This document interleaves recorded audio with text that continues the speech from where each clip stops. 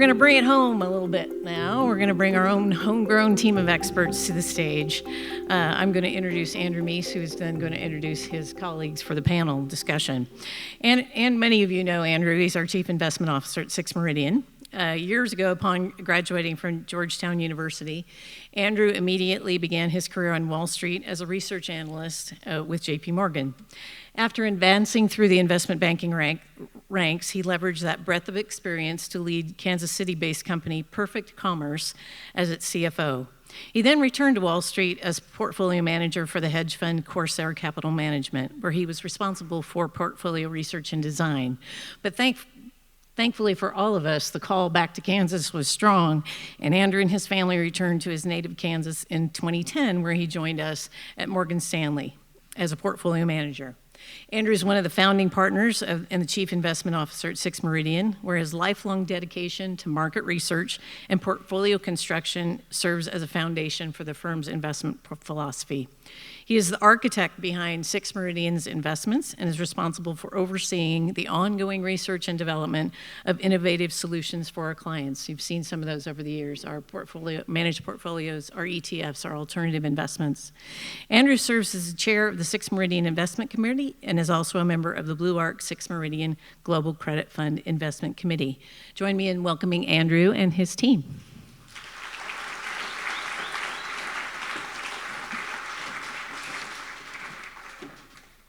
Thank you all for coming and joining us this morning. There's been some great topics. Amanda came up with this idea, stump the experts, and I thought to myself, are you sure it's not stump the chumps, which you've heard that laid out before. As Margaret said, I'm joined by two other people on the investment team, but we have three others that aren't on stage with us but are integral to what we do. Amy, Amber, and Jenny, and they are behind the scenes facilitating so much that takes place that allows us to be successful as an investment team. Jason joined us about 1.5 years ago, and Jason is responsible for all of our liquid portfolios, so anything that trades daily. He does the research, he does the interaction with the wholesalers, and he's just an invaluable addition to our team, and we're so lucky to have him. He joined us almost 2 years ago. Josh joined us about 5 years ago from the Koch family office and has also been an invaluable part of what we do. He focuses on the illiquid side, so the alternatives. Last year we did a presentation about illiquid alternative investments, and that has become from nothing in terms of our assets to being a very large part of what we do, and it's been very beneficial. We saw that last year. So with that, this topic is Stump the Experts, and I had a lot of people before I came up here ask if they were going to get to throw some questions out to us, and after perhaps we can do it, but what we wanted to do was, there are a number of important topics going on timely important topics going on in the markets right now, and so we collected a group of I think highly just very well-regarded experts that are going to throw out some questions. They couldn't join us today. They all had previous commitments, which made them unavailable. But Amanda coordinated a filming session to reach out to each of them. And so we have recorded questions from these experts, and I'm going to lead right in with our first one.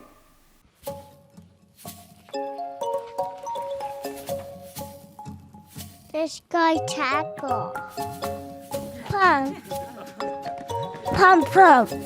Eat it.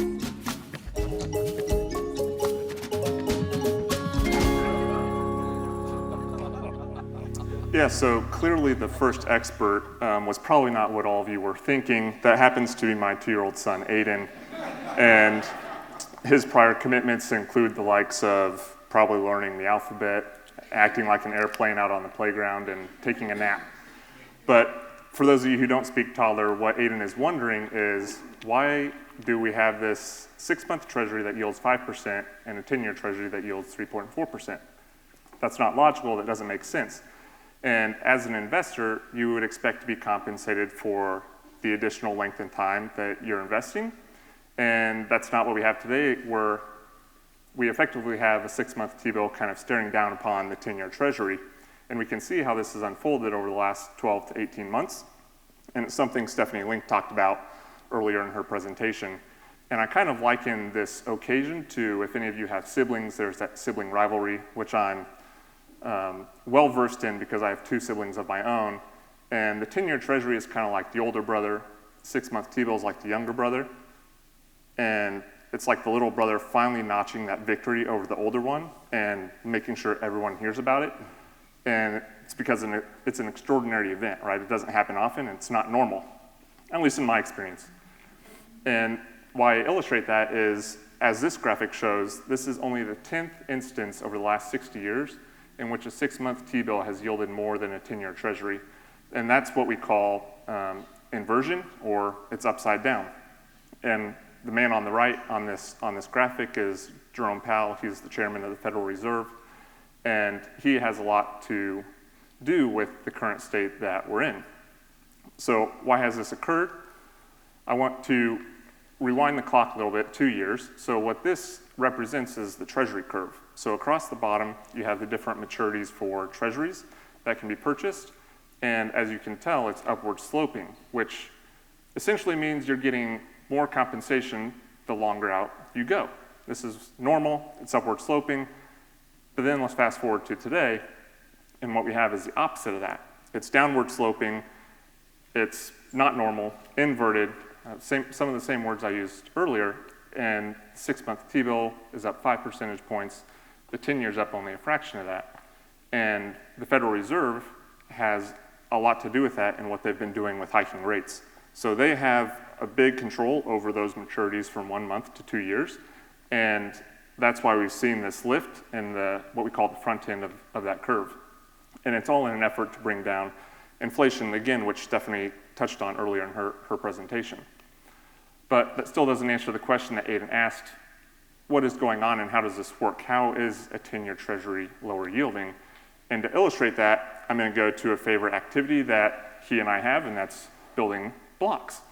And to help paint the picture, a 10-year treasury is effectively 10 individual 1-year treasuries in a series. So what this shows is a 1-year treasury today would yield 4.74%. A 1-year treasury 1 year from today, so that's the year 2 column, is only going to yield 3.29%. 2 years from today, that same 1-year treasury is only going to yield 3+%, and so on and so forth. And this is actual imputed data from the market. This is what the market is implying and telling us. And if you pull those all together, that's how you get the yield on a 10-year treasury. So why does this matter? It's because of reinvestment risk. So largely, we expect that the Fed is likely done hiking rates. And if you buy a 1-year treasury today, as that principal matures, the market's telling you you're going to have to reinvest that at a lower rate. And with that, I'll see what we have next on the dock from the experts. I've heard there's lots of cash on the sidelines. Should that make investors bullish?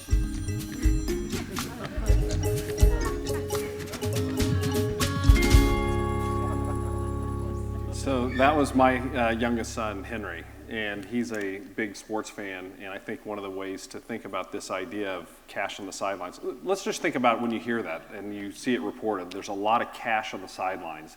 That makes people think, well, then there's going to be an opportunity for that cash to be put to work, right? And so when that cash gets put to work, it goes and buys securities. It can buy stocks, it can buy bonds, and as a result, the prices of those assets will go higher. And I think I see a lot of nodding, and people are like, yeah, that makes sense when you have cash on the sidelines.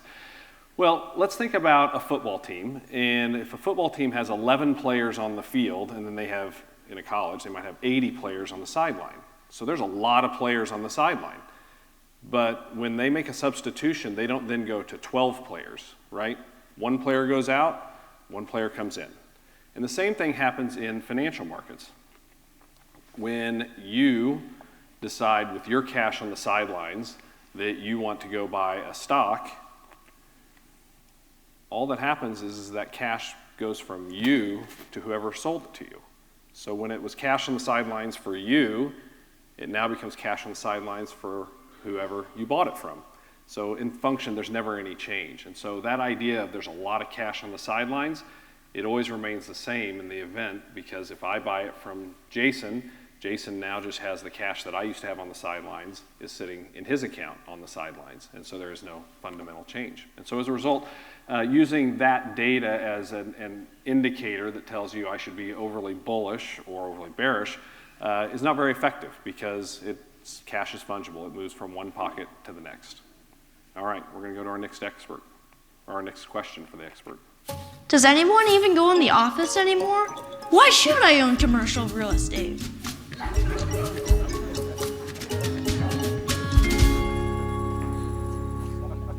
Yeah, that's a good question, Padraig. I figured, when you're going down to the basement, you're usually playing video games. That's kind of my assumption, but I guess you've been sneaking off to the basement with my Wall Street journals and reading the real estate section, which I was not aware of. But that's good to know that you're getting more educated on this stuff. I would say let's tackle your question right off the bat, and then I'll get into some other things that are going on in the real estate markets and kind of our longer term view and shorter term views.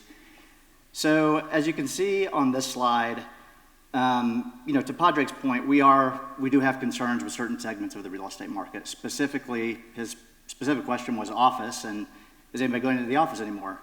Well, the answer, and Bill from Eaton Vance alluded to this in his response and presentation as well, is office utilization is about 40 to 50% of what it was pre-COVID. So the answer is no, a lot of people are not going into the office. And that's obviously creating problems for the office sector. Much more so, I would say, in some of these large gateway markets like New York City and LA, and San Francisco is kind of the poster child right now of massive issues with office, with a lot of tech layoffs. But really, we're seeing it across the United States and really across the globe. But it's going to be a challenge. Office is going to be a challenge. We've sort of underweighted it in our strategies for a specific reason, and we've underweighted it even more over the last few quarters and years as we've seen these COVID trends start to take more and more effect. And we think it's probably going to be permanently changed. We do think at some point there could be some more return to the office, but we think it's going to be challenged in the near term. The other sector we think is going to be pretty challenged. It's been very challenged, is malls, for some of the same reasons. E-commerce trends and so forth that started even before COVID. We saw a lot of mall depreciation pre-COVID. We saw more depreciation during COVID because no one was going to the mall. Everybody was buying their goods on Amazon and so forth. And so, while we don't think this sector has as much pain going forward as office does, because it already took a lot of pain before, we do think rent growth in the mall space is going to be pretty slow going forward. Padraig, he asked about office, but there's a lot more to real estate investing than just office, and there are sectors that we do have good feelings on for the longer term. I would say these are 3 pictures of asset types that we do like for the longer term. The first one is obviously an Amazon industrial warehouse. This is an area where we are starting to see a little bit of slowing rent growth because the rent growth was just so robust the last few years because of the trends I just mentioned that are negatively impacting malls or positively impacting industrial. So, we do think industrial could see some slowdown, but longer term, speaking 5, 10, 15 years out, we're still very bullish on industrial warehouses. There was also, in one of the earlier presentations, talk about more onshoring, and that's also going to benefit industrial as we need to bring more manufacturing back on shore. 2 other sectors we really like, longer term, single family rentals. We think as millennials start to form households, they're going to want to move, upsize out of apartments, and buy homes.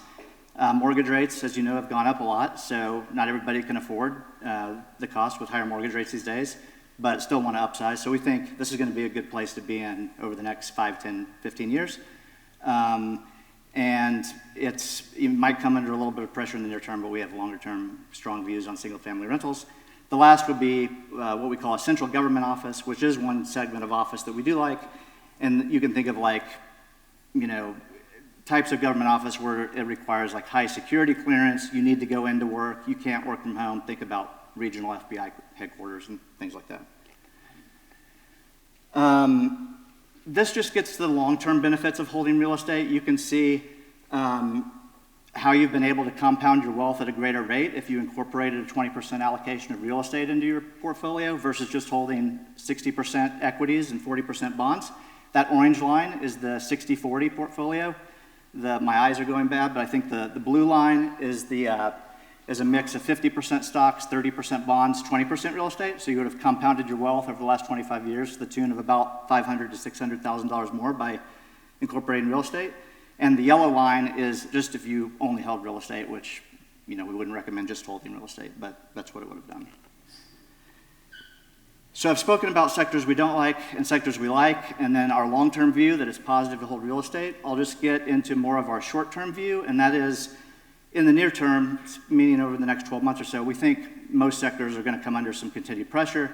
That's simply because bond yields have gone up, and that's created more competition for real estate and has made it more expensive to borrow to buy real estate. So bond yields go up, it makes bonds more attractive relative to things like real estate, and so we think that's going to create some near-term headwinds, but longer term, we think you should hold real estate in your portfolio.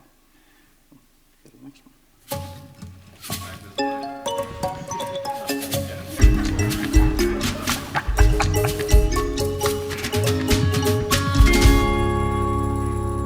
I guess I need to work on him verbalizing his questions a little bit. But he definitely knows how to ask the hard-hitting questions. And I'm sure this is one that many of you in this room have asked probably over the last decade, because as this chart shows, the US has been absolutely dominant in terms of the equity performance they've provided to investors. So this is illustrating last decade annualized returns. US is up over 12%. And if you look at developed markets, which includes the likes of a lot of the European countries and Japan, they were up 5.5%, which is respectable. And then you have emerging markets, which includes the likes of China, India, Brazil, Mexico, and that is a pretty paltry number of 2.3%. So that gap between the US and emerging markets is pretty eye-opening, especially as you consider how wealth is compounded over time. And to illustrate to zoom out maybe a little bit and look at this over different cycles, what this graphic is illustrating is different periods of over and underperformance for the US. So the tan bars on top would tell you over a 3-year time frame has the US outperformed other developed economies. And then when there are orange bars that are lower, that's telling you when developed markets have outperformed US. And as this shows, I mean, there have been some very long cycles that have taken place. And we just so happen to be in the midst of one that's been going on for 13 years. And you always have to maybe preface this with that popular disclaimer that you see in all your investment materials, that past performance is not necessarily indicative of future results. We don't know what's going to happen in the future. We all have the perfect 20/20 vision when we look in the rearview mirror, but no one has found that crystal ball as of yet, at least that I know of. But if they do, let me know, and we'll be all right. So what is the benefit of looking elsewhere? All of us in this room probably have what we call a home bias. This is something that's prevalent in the US, and it's prevalent in other countries across the world as well. People like to invest in things that they know, that they can touch, they can see. We all have an iPhone or an iPad. We all use Microsoft. Some of us might drive a Tesla. It's tangible things that we know about. But looking at these graphics, the one on the left is illustrating how much of the global equity market the US accounts for, and it's 60%. That means if you're not in international or emerging markets, you're missing 40% of the opportunity that's available across the world. And to maybe even illustrate that further, look at the GDP contributions. 40% that is around the rest of the world accounts for a huge share of global GDP, global production. So the ratios between the US and the rest of the world are kind of skewed. In the chart on the right, that's telling you the number of public listed companies in both the US and around the rest of the world. And you can see in the US, that's the bottom line, it's been declining or stagnating for over 2 decades, whereas the rest of the world has grown it looks exponentially, and it's been tapering off a little bit here in the last few years. So that just reiterates the point that there are a ton of opportunities elsewhere around the globe to put your money. And kind of in summary, we still believe in diversification as a good tool for investments. It's one of the key tenets of long-term investing. And even though all of us like to say we're in it for the long term, we all kind of get that recency bias. Human nature likes things to happen quick and instantaneous. But over the long term, we saw the cycles and how things play out. We do think diversification still has a spot in everyone's portfolio. And with that, I'll see what the next question is. If I can get a high single-digit return in a daily traded bond, why should I lock up my money in private credit?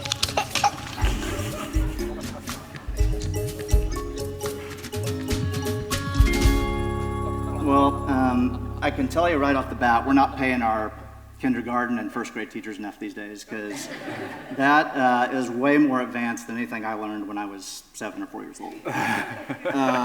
We need to hike the salaries for teachers. But let me get into I'll just kind of define, starting kind of the difference between liquid credit and illiquid or private credit. So if you think about liquid credit, think about like a daily tradable bond. Think about a muni bond, an investment grade corporate bond, something you could buy today, sell tomorrow. So, that gives a person optionality. If they don't like the bond they bought, they can sell it tomorrow. If they don't like the bond ETF they bought, they can sell it tomorrow. So you have optionality with liquid credit. With private credit, you're basically locking up your capital for multiple years. In most cases, private credit funds run from, 5 to 7 years, let's call it. You are earning interest income along the way, so you are getting regular interest distributions, but you're not really getting a lot of your principal back until the end of the fund. So when you think about investing in liquid credit versus private credit, you should get compensated more for owning private credit because you're locking up your capital and you don't really have access to it for a number of years. You can see in this graph sort of how that relationship has been over time. And our research has shown that, over the last 20 plus years, you've been able to earn about a 300 to 400 basis point premium investing in private credit funds versus holding liquid credit. And that kind of just goes to my point that you need to get compensated for locking your capital up. And the market has shown that over time, you do earn that compensation. You can see today, private credit yields are right around 12%. When you look at like high yield bonds, they're just a little bit above 8%. So you're getting 350, 400 bips of premium in today's market to own private credit versus liquid high yield bonds. The bottom line is 10-year treasuries, which have obviously gone up over the last 15 months and are now sitting at about 340, I think, but we're sitting close to 4% at the end of 2022, which is where this graph goes. So you can see over time you should get that compensation for locking your money up in private credit strategies, and you generally have. There are times when the market gets stressed, like we saw in the financial crisis in 2008 and in the early onset of COVID, where you did see things like high yield credit temporarily move higher in yield than private credit, because you generally have a couple quarter of adjustments before private credit will catch up and then start to go above liquid credit yields again. So this is just another graph that shows sort of the performance of private credit over time. This goes back to 2004. So you can see, essentially by investing in private credit funds, you've been able to earn, call it about a 9% return with really low volatility, call it like a 4% volatility. So almost what you would expect by investing in treasuries and investment grade corporates, that sort of level of volatility. And the reason for that is because, number one, private credit does get marked less frequently. It gets marked quarterly, so that naturally brings down the vol. But then you're also, when you're investing in private credit, you're a lot of times in like senior secured debt. So you have a lower default probability and a higher recovery if a company does go through bankruptcy. So it's a combination of less frequent mark to market, but then also you're higher up in the capital structure versus something like high yield bonds, which have historically had a lower recovery. But essentially you've been able to earn equity-like returns with fixed income-like risk in private credit. This last table just essentially speaks to the point I just made. The returns of private credit have been consistently very good over time. We did have one down year in 2008, which, if you can see, In the second column and the third column, that's what, the third column and fourth column, that's what high yield bonds and something called leverage loans did in 08, which those were down about 30%. Private credit was down about 6% that year, but has been positive every other year. And then in 2022, when we saw most every liquid credit market get hammered, private credit was actually up. So we think holding private credit in your portfolio makes a lot of long-term sense for these reasons. So I'd just like to finish this by asking, 3 banks have been taken over by the FDIC. Should I be concerned about my savings account and my college fund?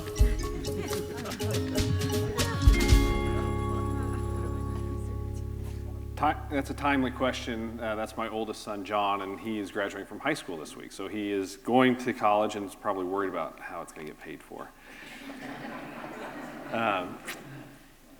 So I don't know how many of you realize that in the last 90 days, 3 of the largest bank failures in history have taken place. It was kind of surprising to me when I saw that fact, that 3 of the largest ever have taken place in the last 90 days, but yet the market seems fine, and we don't see any panic or anything going on. But what's happened is those 3 banks were unique, and not in a good way. You hear the word unique and you always think that's a good thing. These were unique in a not so great way. In this graphic, we've highlighted them on the left side there. What this shows is the percentage of the deposits inside of a bank that are uninsured. So if you have deposits in a bank of $250,000 or less, you have no risk. Your deposits are guaranteed by the federal government. But there are a lot of people who have more than $250,000 in the bank, and there are some entities that have a lot more than that. There was a company at Silicon Valley Bank that had $500 million in their checking account. They were pretty nervous over that weekend. And so when you look at this, these 3 banks had a very high percentage of their assets above the insured limit. And as a result, that creates an incentive for those depositors to move the money and move it very quickly. And when that happens rapidly, the banks get in trouble because the deposits leave, the assets that they own are probably worth less today given the interest rates have moved higher, and as a result they become insolvent. So those 3 banks all had that in common. There are a few others on here that you see have a high percentage of uninsured. We've been asked this at 6 Meridian, if there's reasons to be concerned about banks. I mean, at the end of the day, you should think about it in terms of up to $250,000, you have absolutely no risk. And the vast majority of banks are going to be fine because they're well managed and they're well run. What's caused this problem is the rapid increase in short-term interest rates. So everybody has the ability to go and today earn 4%, and you can take 0 risk or even a little bit above that. And you can do that by buying a treasury, or you can do that by buying a money market account. But this compares what the bank deposit rates or CD rates are, and they're very slow to catch up. Banks do not want to have to move their deposit rates up any faster than necessary, and they are starting to move up more rapidly now because of the options available to people. But as the Federal Reserve hiked rates so quickly, it created a problem for those banks because deposits can easily go find other homes. And this graphic shows you that's exactly what's happened. So the black line is the $1 trillion that has left the banking system in the last year. And the red line is the $650 billion that has gone into money markets. And so as dollars have left, again, it's kind of the same thing that I talked about before. Money has to go somewhere. Not very many people just put it under their mattress. So if it comes out of banks, it's going to end up going somewhere. A lot of this has gone to money market, but a lot of it's gone to treasuries as well. And so to answer John's question, I don't think that there's a reason to be concerned about a massive run and a massive failure of banks. We've seen no loss of deposits so far in anything that's happened. The FDIC has stepped in. I'd anticipate that will continue. But I do think that bank profitability going forward is going to be challenged because cheap deposits are leaving, and the assets that they have probably are priced to yield not a very attractive level relative to what you could get currently if they were to make those loans. Okay, so if we can get a round of applause for the talent that we had.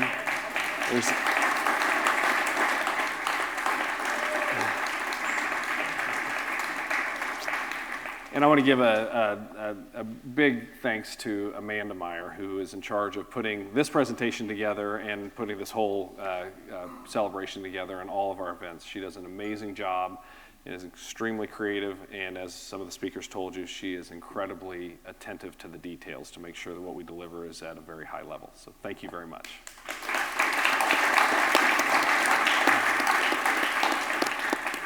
And with that, I'm going to... I don't know. Okay, we have a couple times, some real stump the expert questions. Okay.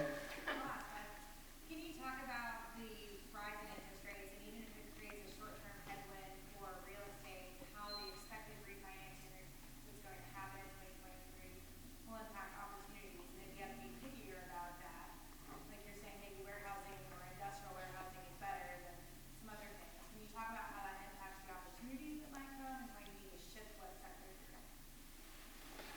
You want to take a quick cut at that? Yeah, sure. So, yeah, definitely. The question is, what opportunities will be created in the real estate market due to the impending refinancing? So real estate debt typically doesn't have a long term. So every year there's a decent amount of debt that gets refinanced on, or that has to get refinanced on real estate projects. And so the question is, what opportunities will be created by real estate projects getting refinanced in a much higher interest rate environment? Yeah, it's a really good question. So I would say, again, just kind of going back to the original points, it's going to be very bifurcated depending on sector. So in general, higher interest rates create refinancing challenges across all segments of real estate. It's going to be particularly problematic in segments like office, where a lot of the office debt is in what's called CMBS. So you've got a lot of CMBS maturities coming due in the next few years. I think it's like over $500 billion. So these office properties are going to have a very difficult time getting refinanced. If you bought something like multifamily or industrial, if you bought it kind of at the very peak of the market, you might have some issues down the road in terms of refinancing those properties. But generally, we think those segments are going to be in better shape. I think it's also creating a lot of good opportunities in actually real estate debt or lending strategies as these yields have gone higher, starting to look more at like actually being a lender into real estate. You got to obviously be careful as to what sectors you're lending to and what properties, but I think it's creating more of an opportunity in the debt side of real estate right now. And the other thing that's happened over the last 5 years is rents have gone up significantly. And so as you look at whether it be single family home or multifamily, rents have gone up dramatically. Now, in some areas they haven't, but generally they have. Any other questions? Thank you very much. We'll bring Margaret up to finish.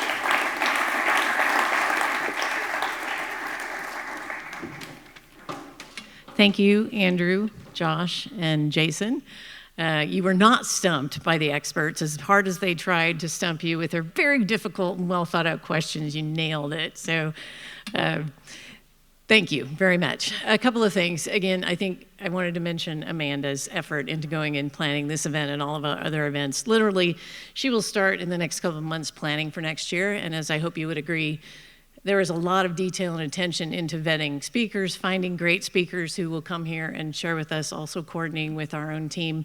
So again, Amanda, thank you for exceptional work done. I also want to recognize our 6 Meridian teammates, Tracy, Stephanie, and Lisa, who are part of our client service and office management team. Thank you for being here and helping with our efforts today. Big hand for you guys and their teammates at home. And if I could ask just the rest of the investment management and advisor team to stand so you could recognize, you guys work with these people every day, but my job in leading this firm is very simple. We are blessed to have a group of professionals inside 6 Meridian who come to work every day, every single day, focused on how they can do their best work for you, and they are tireless in their efforts to do that. They're very committed and passionate and are the engine that drives 6 Meridian.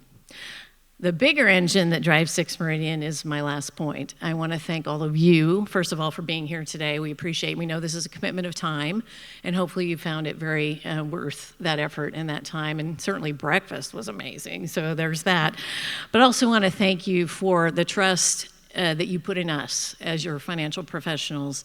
Many of you have been with us for decades, and many of you are new to the fold, and we are so grateful for the trust that you put in us and that you allow us to do the work for you that we do, because it is so rewarding. And having grown up with many of your families, we kind of see the fruits of all the work that you've done and that we've been fortunate enough to see. So with that, I thank you all for coming today. I really appreciate you being here, and I wish you a happy and maybe rain-filled afternoon once you get wherever you're going. So thank you very much.